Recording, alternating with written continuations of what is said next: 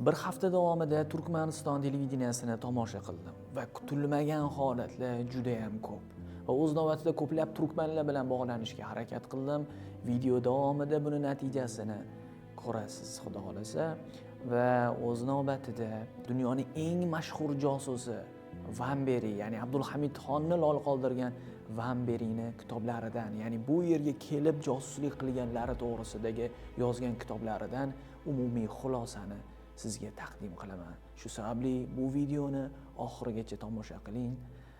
Afsuslanmaysiz. Albatta Turkmaniston haqida gapirishdan oldin mana bu kitobda aytib o'ting, ya'ni O'rta Osiyo millatlari to'g'risida, ya'ni turkmanlar to'g'risida ham bu yerda juda keng narsa yozilgan va buni eng qizig'i nima deysizmi? Buni josus inson Armenius Vanberi yozgan. Ya'ni Vanberi bilasiz, Abdulhamid Xonni hayotida bitta inson, ya'ni bitta josus lol qoldirgan aynan o'sha Vanberi hisoblanadi. Bittagina josus fosh qila olmagan Abdulhamid Xon u ham bo'lsa Vanberi. U ham bizga kelib bizning hududlarda 1863-1864-yillarda shu yerlarda yashagan va shu yerlarda yashab tarixini kitobida bitgan, ya'ni o'zini kitobida yozgan va hozir bu kitob shaklida keltirildi. O'zbek tilidagisi yo'q, lekin juda ham muhim ma'lumotlar yozgan. Kerakli juda ham muhim ma'lumotlar yozgan, ya'ni 100 yil oldingi, ya'ni 150 yil oldingi bizni O'rta Osiyo xalqi qanday bo'lganligi, turkmanlar, o'zbeklar qanaqa bo'lganligi to'g'risida yozadi. Eng qizig'i esa Vanberi bu yerda g'arb musulmonlari bilan sharq musulmonlarini solishtiradi. Ya'ni g'arb musulmonlari deganda ko'proq g'arbdagilar, ya'ni Turkiya bo'ladimi yoki Iroq hududi, Suriya hududidagilar va bu yerdagi sharq hududi, ya'ni Buxorodagilar solishtiradi. Va asosiy farqi aytadiki, 150 yil oldingi voqealarni aytayotdiki, azon g'arb hududlarida cho'zib, ashula qilib aytilardi. Lekin sharq hududlariga, ya'ni Buxoroga kelganimdan keyin bunday azon aytish xuddi gunoh sifatida ko'rilar ekan va insonlar bunday azon aytadiganlardan o'ta nafratlanar ekan deb zikr qiladi. O'z navbatda g'arb davlatlarida, ya'ni g'arb tarafdagi musulmon davlatlarida ichkilikka suv qo'shib ichsa katta gunoh hisoblanmasdi deb aytadi. Ya'ni insonlar ichkilikka suv qo'shib raqiyliklar nima shunaqa ichishardi, lekin o'zlari katta gunoh qilyapmiz deb o'ylamashmasdi. Sababi biz suv qo'shyapmiz deb fikrlashardi. Lekin bu yerga kelganimdan keyin, Buxoroga kelganimdan keyin juda ko'pchilik ko'rdim. Ozgina bittagina sharobni tiliga olganligi sababli o'ldirib yuborilganligini, ya'ni o'ldirib deyilgani sharob ichilganligi aniq bo'ladigan bo'lsa, o'sha insonni ta'zir o'laroq bizni aholi o'ldirganligini zikr qiladi Armenius Vanberi. Albatta har bittasi 100% to'g'ri fakt deya olamanmi? Yo'q, deya olmayman. Baribir buni g'arb parast bo'lgan, ya'ni yevropalik josus yozgan. Lekin orasida albatta o'zingiz uchun tadqiq qilsangiz muhim ma'lumotlar topa olasiz. Bundan tashqari yana solishtirishda shuni aytadiki, g'arb hududlaridagi musulmonlar ko'p xotinlikka berilgandi, chunki ular nisbatan boyroq edi. Lekin bu yerdagi insonlar esa yo'q, unday emas, ya'ni ko'p xotinlikka qarshi ekan, chunki ular nisbatan kambag'alroq bo'lganligi uchun ko'p xotinlik qilinmagan ekan deydi. Ayniqsa o'zbeklarni ta'kidlaysiz. Ya'ni o'zbeklarda bunday narsa yo'q. Nimaga endi g'arb sal boshqacharoq deyilayotganda, albatta bu yerda xristianlik ta'sirini albatta zikr qilib o'tadi. Xristianlik dinini ta'siri bo'lgan va o'z navbatida siyosiy bosimlar ta'sirida mana shu g'arb hududidagi musulmonlarda mana shunday dinda biroz o'zgartirishlar bo'lganligini ta'kidlab o'tgan Armenius Vanberi. Va o'z navbatida o'zbeklar to'g'risida qiziq bir narsa aytganki, Armenius Vanberi shunday bir gap aytadiki, o'sha turk aholisi shunday derkanki, 100 yil oldin sart bayisa tamsalar derkan. O'sha paytda 150 yil oldingi gapimiz shunaqa bo'lar ekan. Sart bayisa tamsalar. Tushundinglarmi, tushunmadinglarmi? Ya'ni sart boyisa, bayisa degani boyisa, tamsalar degani tom soladi degani, ya'ni uy quradi degan ma'noda. Ya'ni o'zbek boy bo'ladigan bo'lsa, uy quradi degan maqol, ya'ni ota so'zi yurar ekan o'sha 150 yil oldin.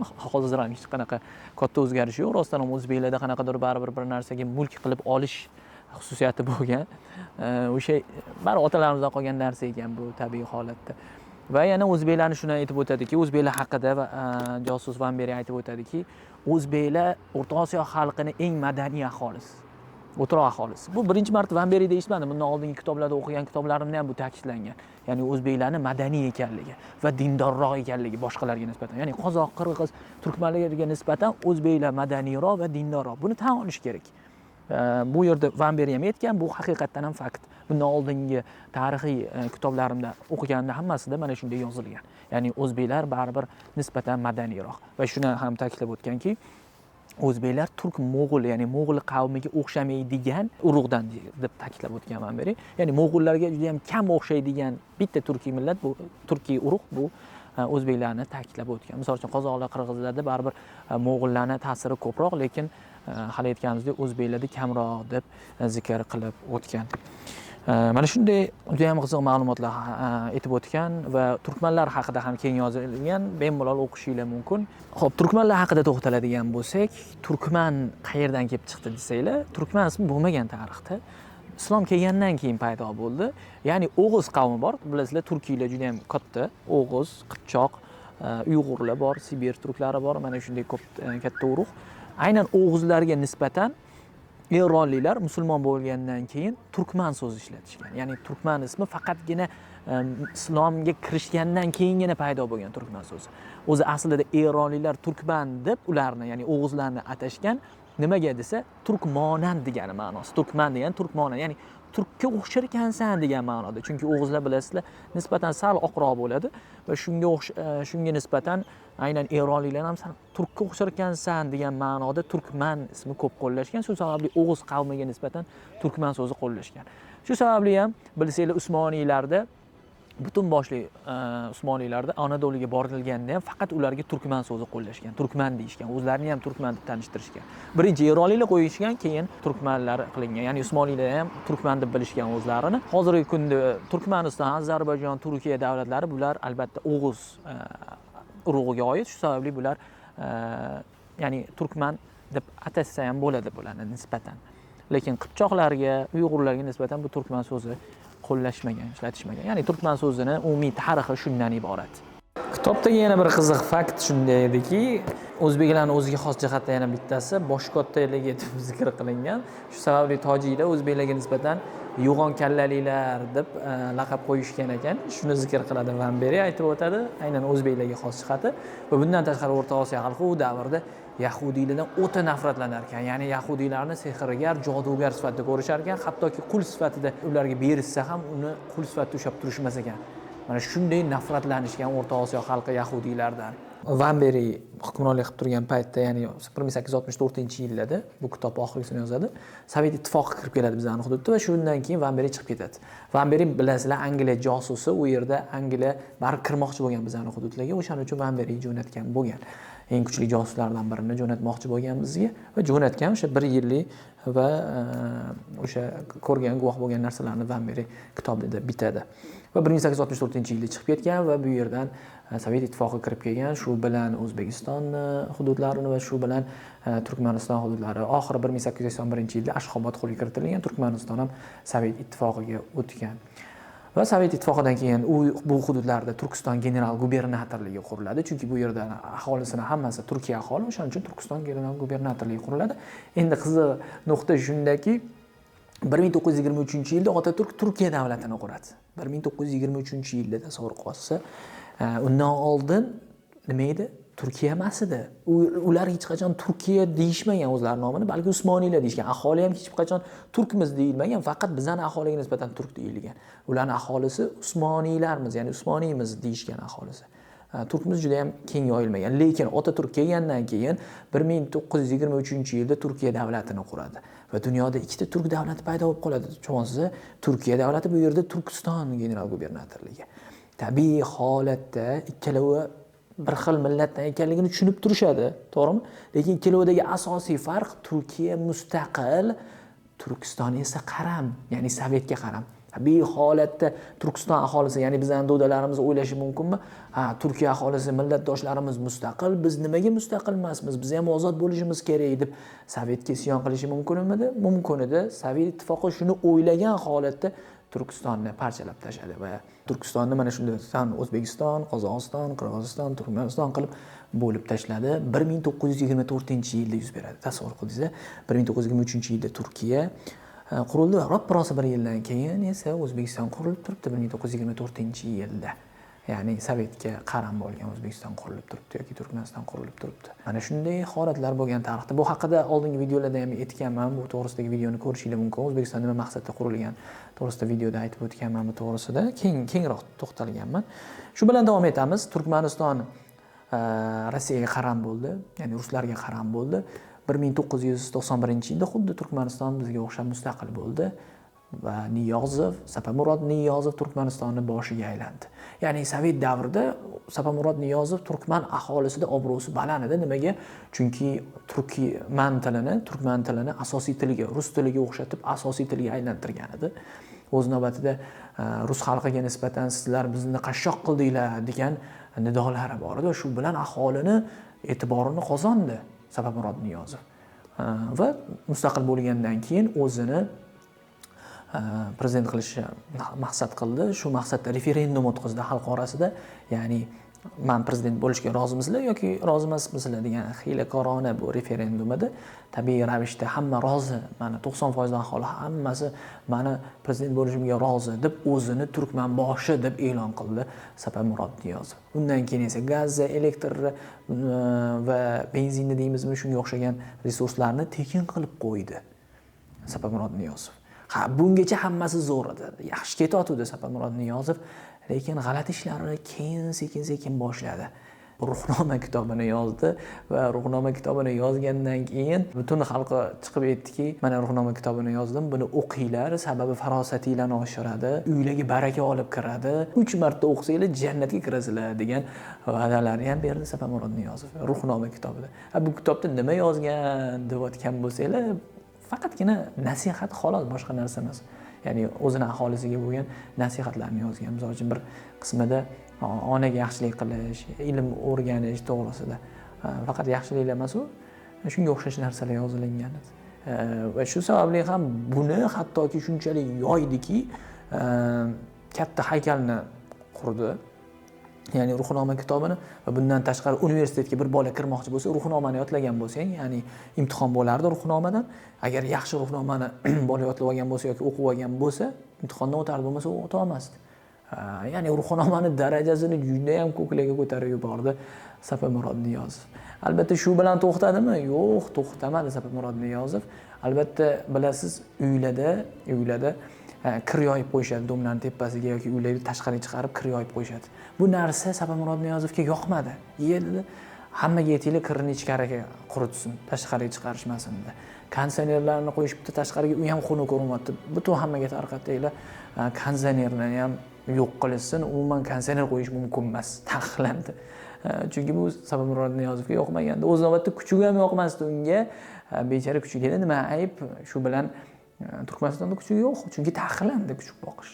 Haqiqatan ham diktatorligi bora oshib bordi Sapamurod Niyozovni. Birinchi turkman boshi o'zini abadiy rahbar deb e'lon qildi. Abadiy rahbar, turkmanlarning boshi abadiy rahbari deb e'lon qildi. Bu bilan to'xtab qoldimi? Yo'q. Va eng qizig'i bilasizmi nima?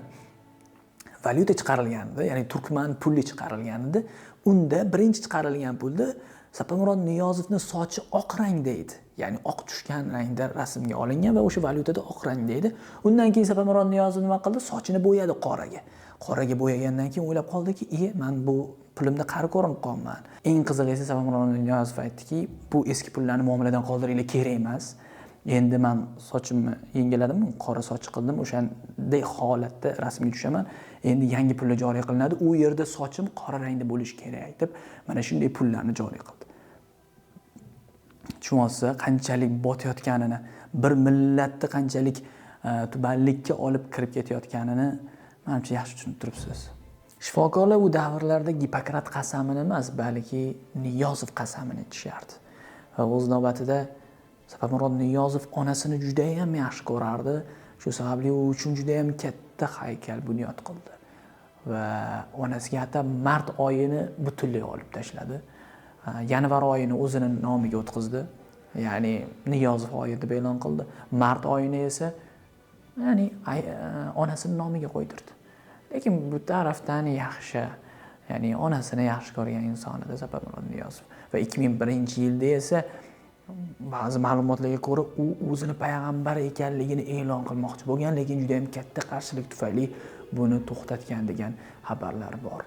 Ro'parosi 5 yil o'tgach esa 2006-yilda Sapamurod Niyozov kutilmaganda vafot topadi va juda katta xato qiladi. O'g'lini o'zidan keyin voris qilib qoldirishni unutgan edi. Bu eng katta xatosi edi. O'g'li borda Serdar Niyazov, lekin Serdar Niyazov undan keyin Turkmaniston taxtiga o'tirish kerak edi. Lekin Sabamurod Niyozov adashdi, xato qildi, kutilmaganda o'lib qoldi. O'laman deb o'ylamagandi Sabamurod Niyozov. Va natijada taxt o'g'liga qolmadi. Turkmaniston konstitutsiyasiga ko'ra eng yuqori lavozimdagi kim bo'lsa, ana o'sha prezident bo'lardi. Va mana shu paytda albatta Qurbonquli Berdimuhammedov qarshimizga chiqadi. Ya'ni Turkmanistonning hozirgi prezidentining otasi Qurbonquli Berdimuhammedov qarshimizga chiqadi va u rahbar bo'lish niyatida saylovga chiqadi. Ya'ni menga ovoz berasizlarmi yoki yo'qmi deb katta saylov o'tkaziladi va saylovda eng ko'p ovozni Qurbonquli Berdimuhammedov oladi.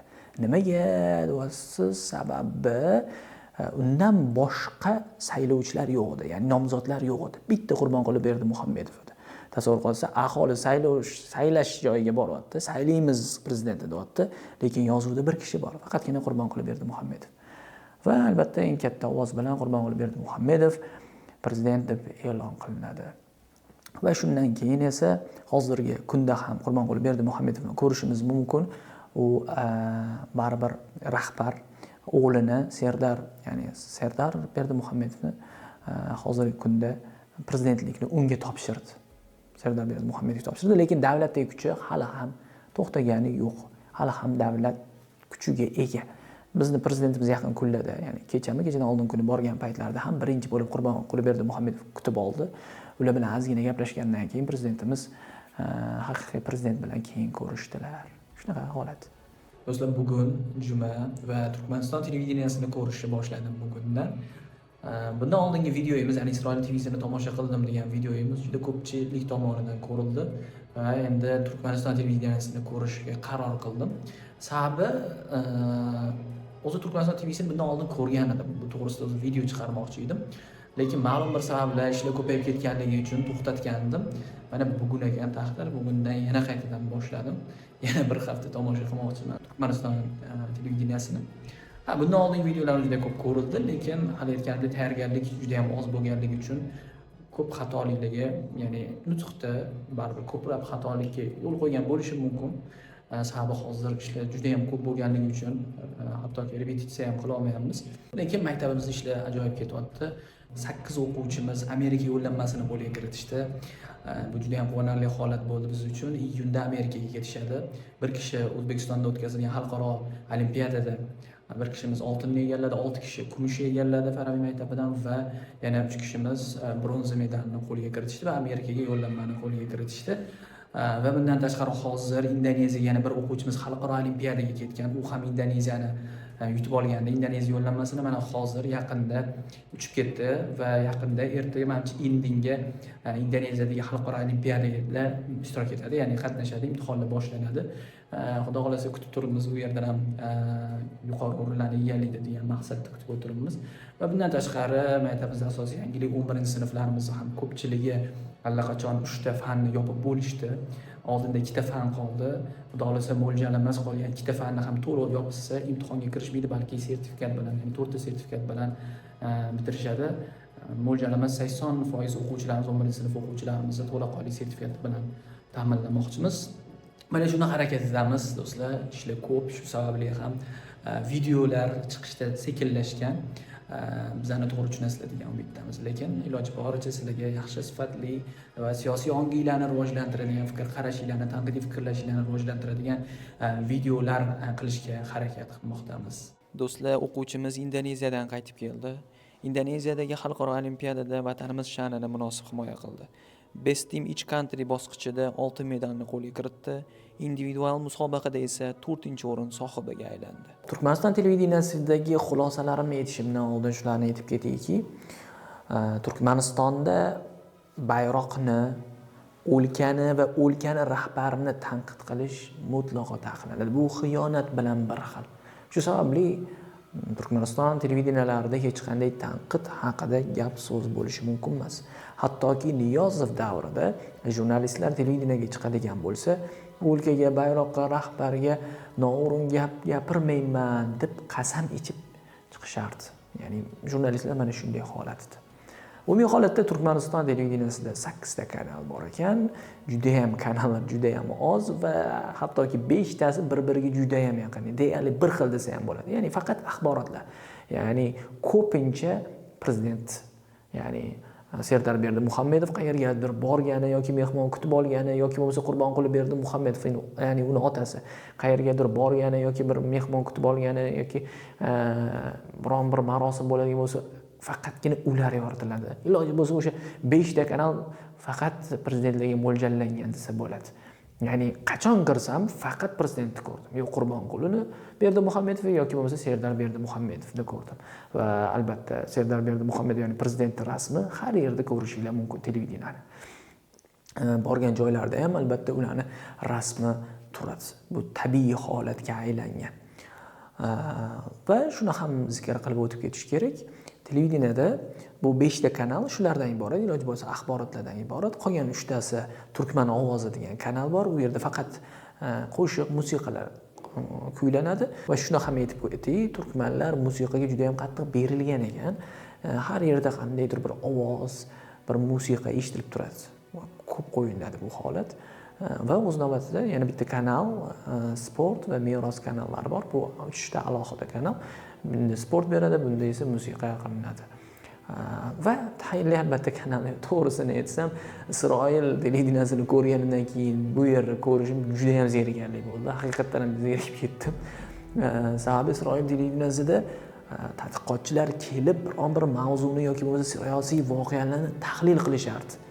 Har qanday bir mavzu bo'lishidan qat'iy nazar. Ya'ni albatta zamonaviylik bor, lekin bu hali aytganimdek 50 yil balki 60 yil orqaga tushib qolgandek bo'ldim. Ya'ni Turkmaniston televideniyasini tomosha qilaman deb. Chunki biron bir yangilik, ya'ni chet el yangiligi haqida gap so'z bo'lishi mumkin emas. Turkman xalqini hayoti, yashash tarzi ham ko'rsatib boriladi. Ya'ni o'sib borayotgani, davlatni o'sayotganligi ham axborotlarda ko'rsatib boriladi. Mana davlatimiz o'sdi, davlatimiz rivojlandi deb ko'rsatiladi. Bundan boshqa narsalar menimcha ko'rganim yo'q va ayollar ham yoki erkaklar ham televideniyega chiqayotganda maxsus kiyimlar bor. Misol uchun erkaklar kostyum shim va do'ppida, ayollar bo'lsa ro'molda chiqishlari zarur va shart. Bu shart qilingan. Va Turkmanistonda o'zi WhatsApp, Twitter, Instagramlar albatta taqiqlab tashalgan. Bu mumkin emas, mutlaqo taqiqlangan. Xullas kalom, televideniyadagi holat shundan iborat edi va o'z navbatida turkman tilini eshitishlikka harakat qildim. Va nisbatan tushunarkansiz. Ya'ni men shuni bildimki, turkman tili ko'proq turk tili bilan o'zbek tilining o'rtasidagi tilga o'xshatib yubordim. Juda ham o'xshash ekan. Chunki ma'lum bir so'zlar turk tilidan olingan, ma'lum bir so'zlar o'zbek tilidan. Misol uchun surujuga maslahat degan, maslahat o'zbek tilidan, suruju bu turklarning tilidan, ya'ni haydovchiga maslahat degandek. Ya'ni ikkaladan ham o'xshash jihat bor ekan, lekin ohang baribir qipchoqlik tortadi. Ya'ni ohangi balandroq shaklda aytiriladi. Ya'ni ohang jihatdan rostdan ham qipchoq tomonga tortadi. Ya'ni Qozog'iston, Qirg'iziston tempidagi sheva desa ham bo'ladi, ya'ni til desa ham bo'ladi. Mana shunday holat. O'z navbatida kanallarda ko'pincha gilam yoki gilam to'qilayotgan holatlarga guvoh bo'lasiz. Juda ham ko'p ko'rdim bu holatni. Keyin o'ylab ko'rsam, rostdan ham Turkmaniston bayrog'ida ham hattoki gilam rasmi bor ekan. Ya'ni turkman aholisi gilamni o'zlarining ramzlari sifatida qabul qilganlar. Ya'ni o'zliklarini eslatib turish uchun aynan mana shu gilamlardan foydalanishar ekan. Bu ham bir qiziq tomoni bo'ldi. Ko'plab turkmanlar bilan bog'lanishga harakat qildim. Ya'ni hozirda Turkmanistondagi holat qanday? Siyosiy jarayonlar qanday? Turkmanlarning o'zbeklarga nisbatan fikri qanday? Bu to'g'risida savollarim bor edi va ko'plab insonlarga yozdim.